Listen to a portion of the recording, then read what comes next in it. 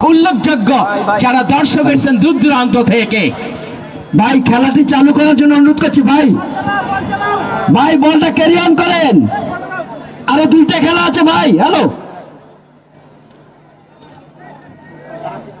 আরো দুইটি খেলা আছে।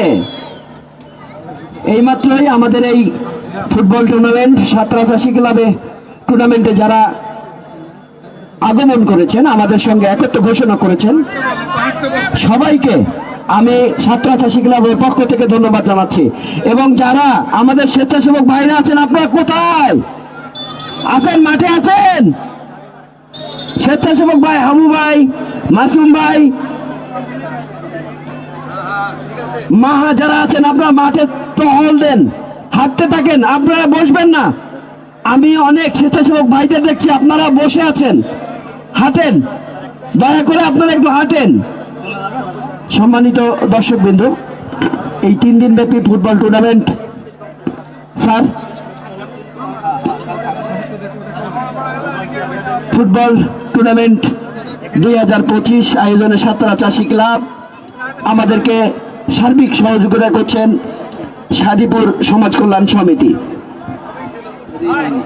অনেক দর্শক, অনেক মানুষ এই খেলা উপভোগ করছেন। এই আয়োজন আপনাদের জন্যই, আপনারা সবাই আমাদেরকে সাহায্য করছেন। এই জন্য সাতরাশি ক্লাবের পক্ষ থেকে আপনাদেরকে আন্তরিক মোবারকবাদ এবং ধন্যবাদ। আমরা যাচ্ছি মূল ধারাভাষ্যে। একজাক্টলি বলেছেন। খেলাটি শুভ উদ্বোধন করেছেন জনাব মামুনুর রহমান মামুন, ক্রীড়া সম্পাদক, মুন্ডমালা সাতরাশি ক্লাব। আমাদের এই লাইভটি দেখছেন সবাইকে অসংখ্য অসংখ্য ধন্যবাদ জানাই, ভালোবাসা জানাই, শুভকামনা জানাই আমাদের সাথে থাকার জন্য। সাততলা ক্লাব এই গুণী মানুষগুলো যখন আয়োজনটি করেছেন, ছোট ছোট সবাইকে নিয়ে অভিনন্দন জানাই। সেই সঙ্গে হালকা কুয়াশার চাদর মরে দিয়ে প্রকৃতির রঙ্গমঞ্চে কুয়াশা যখন আবির্ভূত, চমৎকার পোশাকের ভিতর দিয়ে প্রকৃতি করছে আলিঙ্গন। ঠিক সুন্দর পড়ন্ত বিকেলে আমি মোহাম্মদ আমজাদ হোসেন রানা আপনাদের জানাচ্ছি সাদর সম্ভাষণ, অভিনন্দন। আপনারা উপভোগ করছেন সাতরাশি ক্লাব ফুটবল টুর্নামেন্ট 2025-এর প্রাণবন্ত দ্বিতীয় কোয়ার্টার ফাইনাল খেলা। উক্ত খেলায় যে দুটি দল অংশগ্রহণ করছেন, প্রবাসী একাডেমি বনাম শিহাব টেলিকম। উক্ত খেলার প্রারম্ভে আবারও মাইক্রোফোনের পরিবর্তন আসছেন শ্রদ্ধেয় স্যার। অসংখ্য অসংখ্য ধন্যবাদ আমজাদ হোসেন রানা। উপস্থাপক বন্ধুবেলা সাতরাশি ক্লাব, সাতরা না একটু প্লিজ, বন্ধুবেলা সাতরাশি ক্লাব। ধন্যবাদ। আমরা মন্ডুবালা সাতরাশি ক্লাবের আয়োজনে আমরা উপভোগ করছি 3 দিন ব্যাপী ফুটবল টুর্নামেন্ট। ধন্যবাদ জানাই টুর্নামেন্টের এই আয়োজনের পরত যিনারা রয়েছেন তাদের সবাইকে, যাদের নিরলস প্রচেষ্টায় এই টুর্নামেন্টটি শুরু হয়, তাদেরকে ধন্যবাদ জানাই। ধন্যবাদ জানাই লেটেস্ট কোচিং সেন্টারকে, অসংখ্য ধন্যবাদ জানাই জনাব ইদ্রিস আলী মাস্টারকে। সুনামধন্য একটি কোচিং সেন্টার তিনি চালিয়ে থাকেন, আমরা ধন্যবাদ জানাই।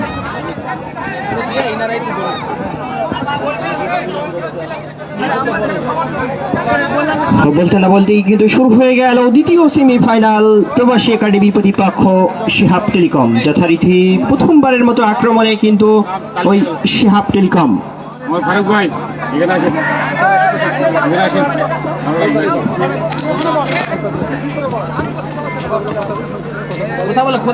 অসংখ্য ধন্যবাদ জানাই আজকের ধারাভাষ্য মঞ্চ থেকে আরেকটি বারের জন্য আমি শামসুজ্জামান আপনাদের সঙ্গে যুক্ত হচ্ছি। বিশেষ করে আজকের দিনের দ্বিতীয় কোয়ার্টার ফাইনাল খেলা যখন জমজমাট অবস্থানের মধ্যে দিয়ে শুরু হয়ে গেছে, আমার সঙ্গে রয়েছে মোহাম্মদ ফারুক, সেটা হলো বাগমারা তারা কিন্তু উইন হয়েছে। উপস্থাপন করছেন আপনাদের মাঝে তার কণ্ঠের দ্বারা। অসংখ্য ধন্যবাদ জানাই ধারাভাষ্যের মঞ্চে আরো একজন আমাদের 3 দিন ব্যাপী ফুটবল আয়োজনের অফিসিয়াল ধারাভাষ্যকার জনাব মোহাম্মদ নজরুল ইসলাম মীর স্যার।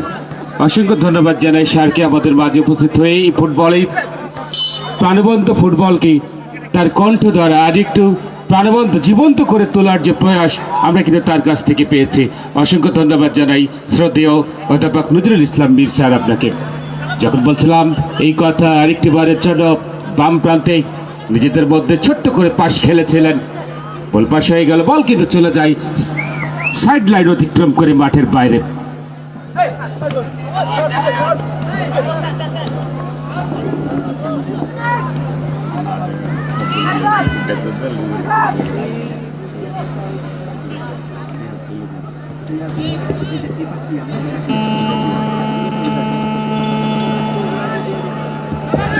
এবারে কিন্তু যথারীতি আরেকটি বার আক্রমণে যাওয়ার প্রয়াস, ওখানে সাব টেলিকম রাইট উইংয়ে ঢুকে পড়ার একটি চেষ্টা ছিল, শেষ পর্যন্ত কিন্তু অনেকেই কিন্তু comments করছে, ভাই, 50 চান্স তানোর আমশু আমটেরা মাঠে কবে খেলা ভাই? তানোর আমশু আমটেরা মাঠে আজকে তারা কিন্তু মিটিং হবে ভাই, আজকে কিন্তু তাদের মিটিং হবে, মিটিং পরে কিন্তু জানিয়ে দেওয়া হবে ভাই, জানিয়ে দেওয়া হবে আপনাদেরকে। টনে, তবে শেষ পর্যন্ত ক্লিয়ার করার প্রয়াস, আরেকটি বার কিন্তু থ্রোয়িং এর নির্দেশ রেফারি ওখানে ওয়াস্তবি মাসমাঠি কিন্তু প্রধান রেফারি মোহাম্মদ স্বপন এবং অপর প্রান্তে রয়েছেন। ভাই অনেক সময় কিন্তু নেটওয়ার্কের সমস্যা হচ্ছে, সেই কারণে কিন্তু একটু আন্তরিকভাবে দুঃখিত ভাই, মোহাম্মদ রফিক, কারণ আপনারা তো বুঝতেই পারছেন এটা কিন্তু নেট আরেকটি বার কিন্তু আক্রমণ করার চেষ্টা চলছে, আমার এটা নেট ওখানে চলছে ভাই। প্রবাসী একাডেমি রেখেছেন নিয়ন্ত্রণে, জাস্ট নাম্বার 15 শেষ পর্যন্ত ওখান থেকে বাড়িয়েছেন সদর উদ্দেশ্যে 8 নম্বরের উদ্দেশ্যে, ডান পায়ে একটি কাটব্যাক করেছিল, বল চলে যায় কিন্তু অপর প্রান্তে দিয়ে গড়িয়ে গড়িয়ে মাঠের বাইরে। সেখান থেকে থ্রোয়িং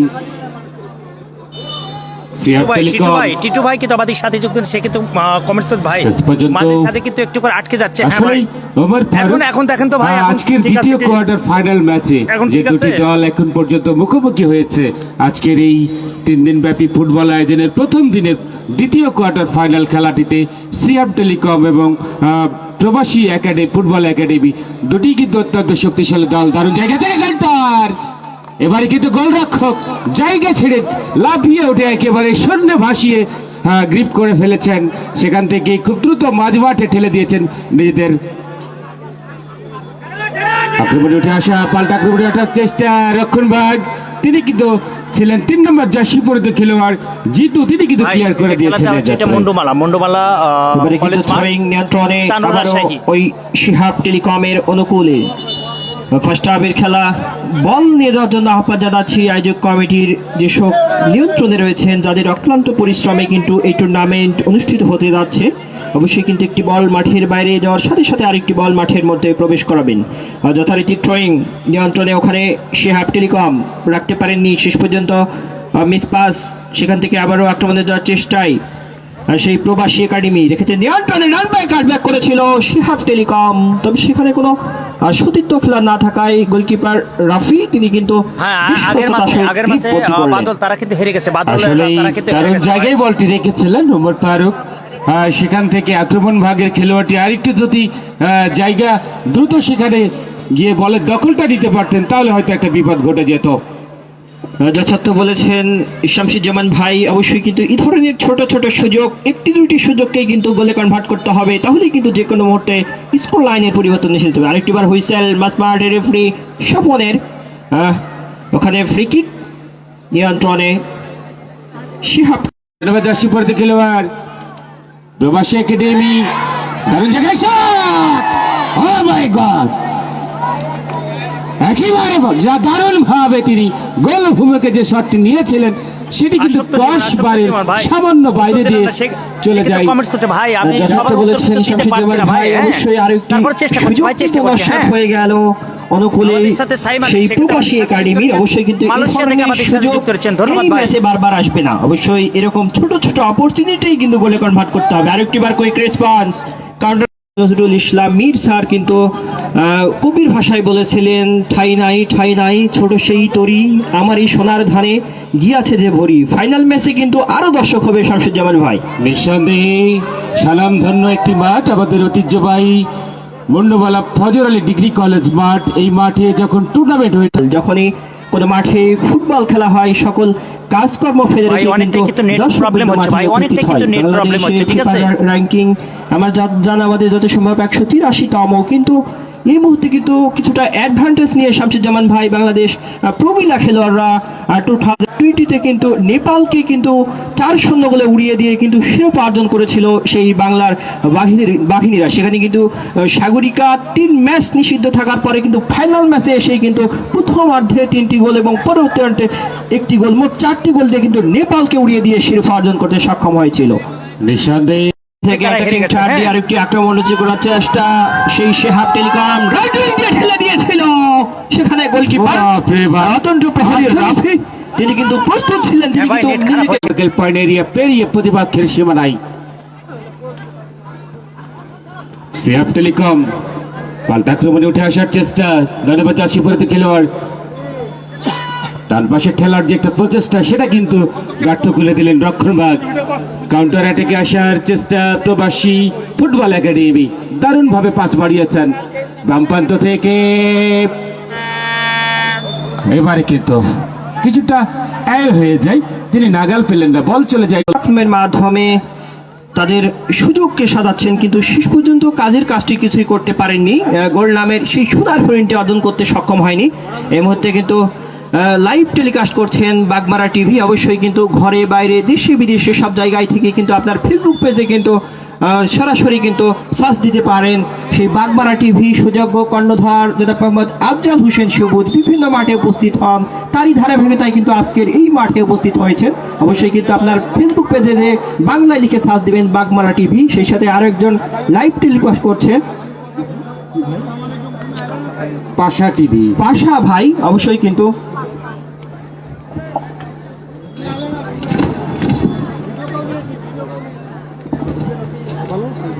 একজন খেলোয়াড় আঘাতপ্রাপ্ত হয়েছেন আমাদের সেই নাটক থেকে আসে গাউসুল আজম, ডাক্তার গাউসুল আজম, তিনি কিন্তু আসলে ফুটবল মাঠে গাউসুল আজম ভাই না থাকলে যেন মাঠ অনেকটাই বেমানান মনে হয়। আজকে তার ব্যতিক্রম হয়নি, ছুটে এসেছেন সেই ফুটবলের টানে, সে ভালোবাসার টানে আমাদের শ্রদ্ধেয় গাউসুল আজম ভাই। সেখান থেকে আরেকটি বারের জন্য প্রবাসী ফুটবল একাডেমি ডান প্রান্ত দিয়ে আক্রমণে উঠে আসার চেষ্টা, জার্সি নাম্বার 15, তিনি কিন্তু বল নিয়ে ঢুকে পড়েছিলেন, তাকে বাধা দেওয়া হয়েছিল, অবৈধ ট্যাকেল, এই ক্ষেত্রেই ফ্রি কিকের নির্দেশ। এবারে কিন্তু নিয়ন্ত্রণে সেই প্রবাসী একাডেমি, প্রতিপক্ষ সীমানা থেকে ফ্রি কিক, ডেঞ্জার জোন বলা হয়ে থাকে এই ধরনের জায়গা থেকে, অবশ্যই কিন্তু গোল এরিয়া বরাবর লম্বা শট হয়ে থাকে। নিয়ন্ত্রণে কিন্তু সেই প্রবাসী একাডেমির অনুকূলে কি করতে পারে এই দারুণ অপরচুনিটি থেকে সেটা দেখতে হলে কিন্তু অবশ্যই চোখ রাখতে হবে। এই ফতেরহাট ডিগ্রি কলেজ মাঠ প্রাঙ্গণে আরেকটি আক্রমণ রচিত করেছিল, তবে শেষ পর্যন্ত সম্ভবত কর্নার কিক 50-50 চান্স নিয়ন্ত্রণে প্রবাসী একাডেমির অনুকূলে। প্রথমার্ধে বেশ কিছু সময় এখন পর্যন্ত অতিবাহিত হয়েছে, যদিও